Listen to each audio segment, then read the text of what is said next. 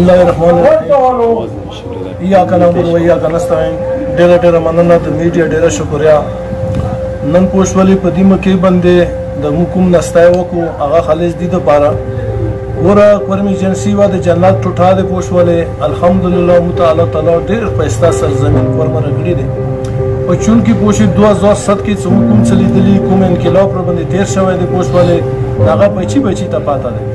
خو په دې باندې موږ یوه فیصله وکړله چې انشاءالله سبا 3 بجې به موږ د امن یوه جرګه پوښولې کېږي چې هغه به د APA صاحب دفتر ته مخامخ کېږي او په دې موږ څومره کورمي ایجنسي بچی دی، مشر دی، دې ته یو پیغام ورکوو چې مهرباني وکړو چې تاسو ټول سبا 3 بجې ځانونه راورسوو چې تاسو ته پته ولګېږي د مشرانو طرف حقیقت پته ولګېږي چې مشرانو مقصد څه دی او مشران څه یایي.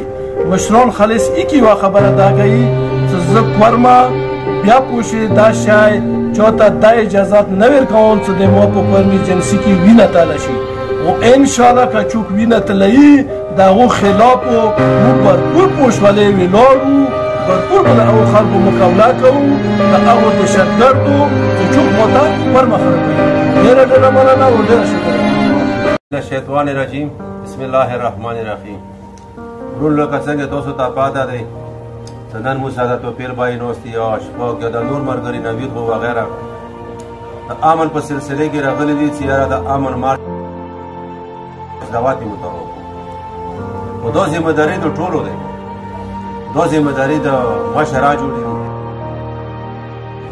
دا ذمهداري د عالما جوړېږي، دا د یوتا جوړېږي، دا د پارټیو نه جوړېږي. ویلې چې امن هر چا ته ضرورت دی، بلکې دا به درته وایم چې انسانانو نه خاطر ځناورو ته د امن ضرورت دی.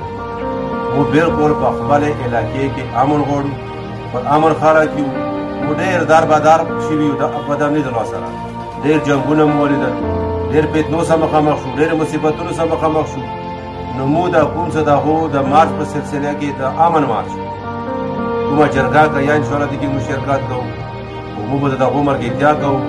موږ ټولو خلکو ته دا اپیل کوو چې امن کې یار چا خیر دی او د کوم په 18 تاریخ باندې د هغو د مارچ تاریخ مقرر کړی چې شرکت وکړو. موږ ټول انشاءالله خپل حکومت ته ګورنمنټ ته دا به طالبان کوو چې نور مزید مخته د موږ بچي امن غواړي، تعلیم غواړي، روزګار غواړي.